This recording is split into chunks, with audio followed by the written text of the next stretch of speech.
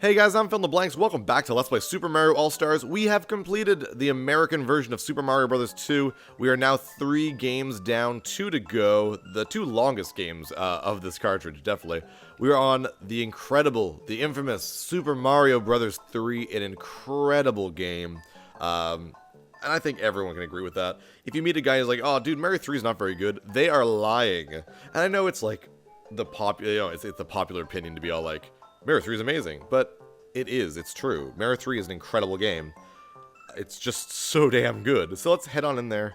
Such a good game. Curtain rises, and there we go. It's Mario 3. The original NES version of this opening has no music, which is a little weird. So I'm glad they added something here. Also, everyone's kind of noticed the whole like stage play motif of this game. It's like a theory how like this is just entirely just a stage play. It's a stage production. So not actually a game. There's curtains everywhere. You'll see that the backdrops have like shadows and stuff. You exit stage right at the end of every level. So it's very much like a play. Anyways, let's head on in. You can go to Battle Game 2, which is a remake of the original Mario Brothers for the arcades, which is really cool. Anyways, let's just head on in. In World 1, Grassland. This is the first Mario game to have a world map. It is also the first Mario game to have an inventory, of which I have nothing in there, of course. But, yeah, the world map system is so cool. I've always loved it. Mario World has probably the best world map in a Mario game I've ever seen, but this one's really cool. Let's go on in. Play some Mario 3. Good old Mario 3. And this is the first, like, fully direct sequel to a Mario game. Because Mario, the Japanese Mario 2 is more of an expansion pack, and the American Mario 2 isn't really a Mario game. So this is, like, the first time they've ever, like, really built upon the Mario, like, lore and physics and gameplay and that kind of thing.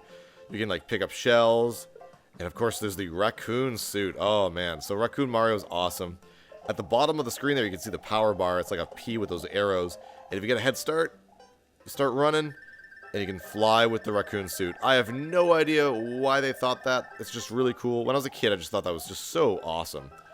Such a great idea. I had no idea that, like, things like tanukis and stuff, like, of Japanese lore existed. I just thought it was just a cool idea. Because you can get a head start here.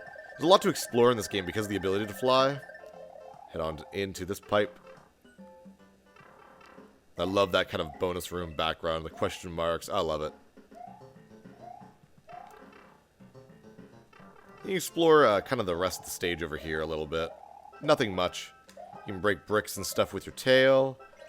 The new P-switch that turns blocks into coins. There's a lot of new stuff in this. Venus fire traps. Oh man, there's too much to talk about. At the end of every level, there is a spinning card like this, and you can get one of those item cards. You don't actually get the item itself, but if you get 3 in a row... I'm going to wait till that... There we go. If you get 3 in a row, you will get something good.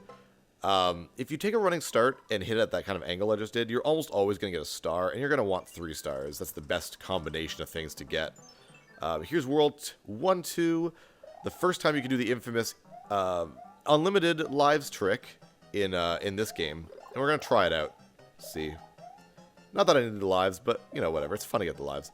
So we have a pipe here that spawns infinite Goombas. So just float on down with the raccoon suit like this, and just keep hitting those Goombas. Try not to kill the Paragoomba over there. Hit him once, and then let him wander back. That'll mean he gets his wings back, and you'll kind of have like another Goomba to come by in case you start running out of Goombas. Oh, never mind, he's coming back. Anyways, this is how you get infinite lives this early in the game. It's kind of cool. We don't need that many, so I'm going to stop now. Boink, boink. There we go. So many secrets. So many secrets. Like right here, for example. Oh, well, whatever. I don't need that extra life anyways. Man, Mario 3 is so good. I remember the first time I played Mario 3. We were in... me and my sister, we were still young. I mean, I was 6 when this game came out in 90... No, I was 5 when it came out in Canada. And my Uncle Pat and my Aunt Julie were watching me and my sister. And we went to our Blockbuster. You know, that's how old this is. There were still Blockbusters around. And we rented Mario 3 because it had just come out, and we had watched The Wizard, which was pretty much just a 2-hour advertisement for this game, and I couldn't wait to play it. It was just such a good day. And we had gotten all the way to the first fortress before we had to eat lunch. And I don't know why I remember this, but we had craft dinner. And it's little things that you remember that you don't know why you remember. But I just remember having craft dinner. These music blocks are really cool. You can jump on them, get a lot of like jumpy action. And those little pink/orange ones, if you jump on those, get a little secret. Woo! A lot of coins and stuff. There's secrets everywhere in this game. There's like at least one major secret per level, I assume. It's pretty great.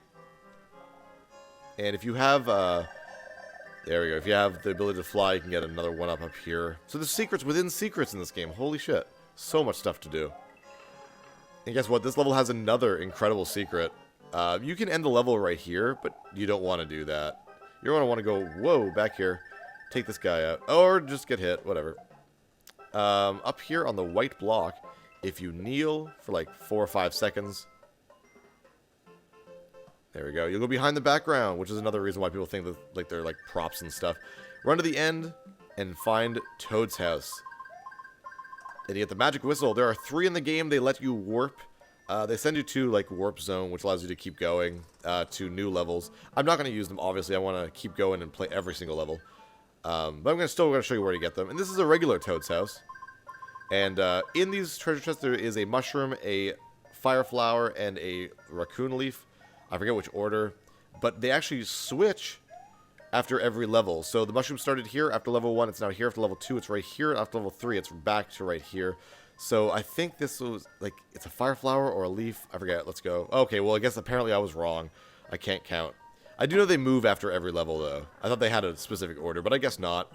Skip World 4 for a second. Go to the spade. I love this. It's like a slot machine, kind of. Match 3.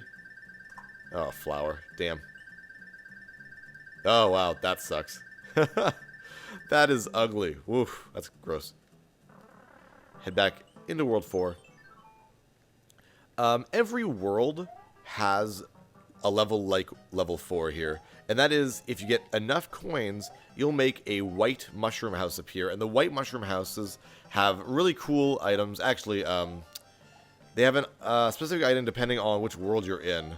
And sometimes they're really cool. Buy mushroom. And sometimes they're kind of lame. You can either get an anchor, which is kind of useless. I'll get it and I'll show you what it does. Or a P-Wing, and P-Wings are incredible. But let's try to get them. I'll at least point out which levels have that mushroom house. Sometimes it can be very difficult, but it's not this time. Just get as many coins as possible. I forget how many you actually need to make the mushroom house appear, but I guess it doesn't really matter. Careful here. Woo! Come on. Yeah, there we go. And that should be pretty much everything, except for like maybe these 3 right here. Yeah, there we go. That's a boomerang brother. Take him out. Boink. And we don't have enough of a head start to get that, like, running start to get that, star. Let's hope I get it anyways. And I did not. If you fail to get 3 in a row, you still get a 1-up every time you get 3 cards. But if you get 3 cards, you get an extra amount of 1-ups. Mushrooms will get... Oh, we got it. Nice. Mushrooms will gain 2 1-ups. Flowers is 3, and stars are 5. And 5s are the easiest... Or, sorry. Stars are the easiest to get, so try to get that all the time. And we get the P-Wing. The P-Wing turns into a Raccoon Mario, but for 1 level, you have infinite flight abilities, which is really cool. I like to use those on levels that I don't like or that I'm having trouble with. You know, that kind of thing. Here's our first fortress. I love this. The first Mario game with, like mini-bosses, that sort of thing. I don't want that fire flower. I want to keep my ability to fly.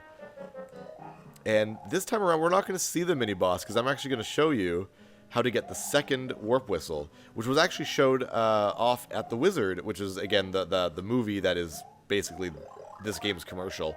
How Jimmy in that movie knew how to get this whistle, we'll never know, because this game wasn't out when he was playing it. Anyways, get a running start here, and fly up, and go to the right here. Go all the way to the end, hit up to go through a door, and there is the second of the 3 magic whistles in the game. Hooray. And then you just wait it out. So we skipped the mini-boss there, and we're not able to open this locked gate. The mini-bosses give you basically keys that unlock the gates. That way, if you do get a game over, you start back at the beginning of the world, and all the levels that you completed come back.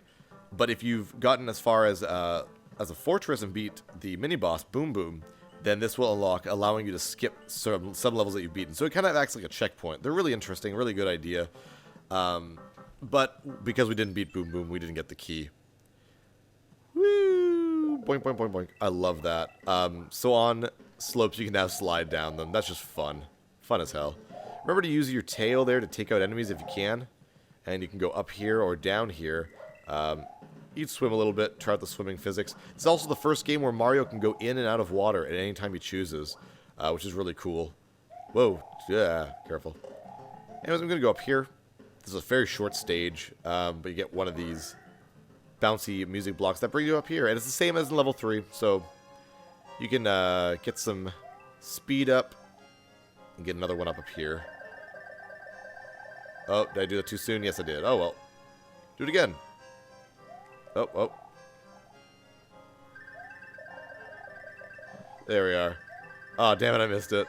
And where the mushrooms will go depends on where you hit the question mark blocks. If you hit it on the left, it'll go to the right. If you hit it on the right, it'll go to the left. And this is the only Mario game that does that, believe it or not. I always thought that... Oh, dang it. I always thought it was this cool idea, but they never brought it back. So I don't know why they didn't. I don't know. But now we have Fire Mario, and this is the first game where they have, like, the traditional... Oh, wait, no, never mind. In the NES version, Mario is like actually fully orange, and it kind of looks like he glows with fire. It's actually really cool. This, they kind of made it as traditional, like, red and white. Either way is fine. But this is kind of what they chose for the rest of, like, the franchise.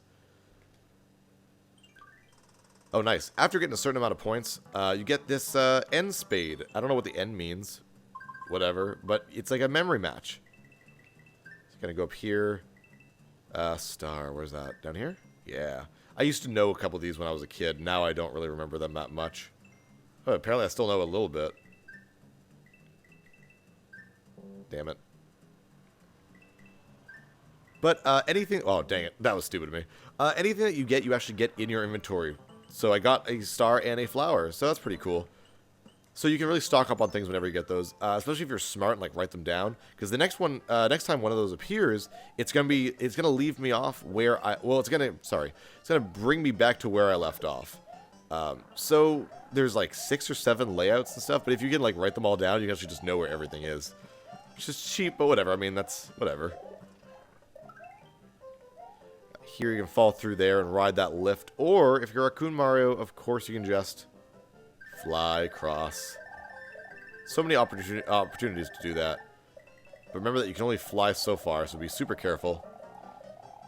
So far the stages have been like really, really short, if you haven't noticed. They start getting a little longer, but Mario 3 doesn't actually have very long stages, to be honest. There's also no checkpoints in the stages. Oh, wow. Okay, I didn't expect this to happen this early in the game, but if you beat a level and your coins are a multiple of 11, and the tens digit in your score matches that, a Hammer Brother, a wandering Hammer Brother, which you saw kind of wandering around the world map, will turn into the whatever you want to call it, golden ship of some sort. Go on in, and you just get a crazy amount of gold coins. I like to try to get them all, just for fun. But, yeah, it doesn't happen very often, and the fact that I'd get it in the first episode is kind of fun. Beep. Oh, am I not going to be able to get everything? Will I be able to get it? Yep, there we go.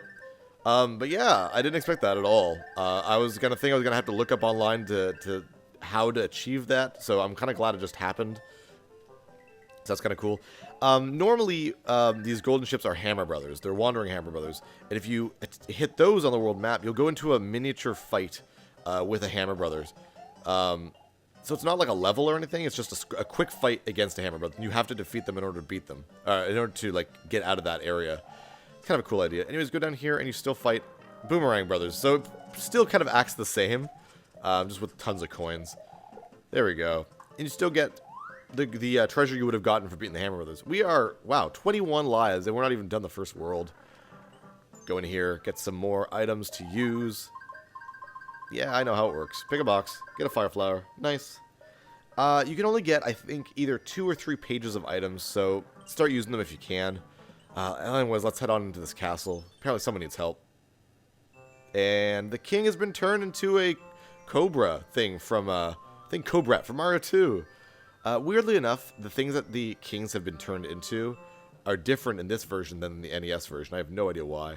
But yeah, this begins the staple of the airships for like boss levels in Mario games. They appear a lot more in like the new Super Mario Brothers games and like Mario 3D World and that kind of thing. Because believe it or not, the story in this game is not that Princess Peach has been kidnapped by Bowser. It's that Bowser has sent his 7 kids, because apparently he has kids now, into different territories in the Mushroom Kingdom and taken them over by turning the kings into monsters or animals or whatever. So Peach doesn't get kidnapped. That's actually a really refreshing take on everything. I really like that. It's before it became like cliched, I guess, that it would happen in every single freaking Mario. Try to keep the firepower here, and you can actually take out the first of Bowser's many children, Larry Koopa, and you can just kind of attack him with fireballs and kill him that way. Or I could just, get hit. 3 bounces will take them out. And make sure to hit the magic wand in the air. You actually don't have to, but if you're cool, you'll do it. So you want to be cool, don't you? So make sure to do that. And that is it for World 1. The levels and worlds are the worlds themselves are much bigger than they were in Mario 1 and Mario 2. A bunch of levels, and each world is themed, which is really great. And he's back to normal. Thank heavens, I'm back to my old self again, with my awesome mustache and my awesome hat. And you get a letter from the princess, and every letter from the princess gives you some hints, and it gives you an item. And I got a P-Wing. That's pretty powerful. If you see any ghosts, be careful. They will give chase if you turn away. I've enclosed a jewel that helps protect you. The ghosts she's talking about are boos, which we'll see in the next world. Speaking of the next world, we'll see you next episode. I'm PhilInTheBlanks, and we'll see you guys next time when we conquer the Koopahari Desert. See ya. So yeah, thanks for watching. Comment, subscribe. Check out my other content on my YouTube channel, where you can find Let's Plays, speedruns, and reviews of other games. See ya.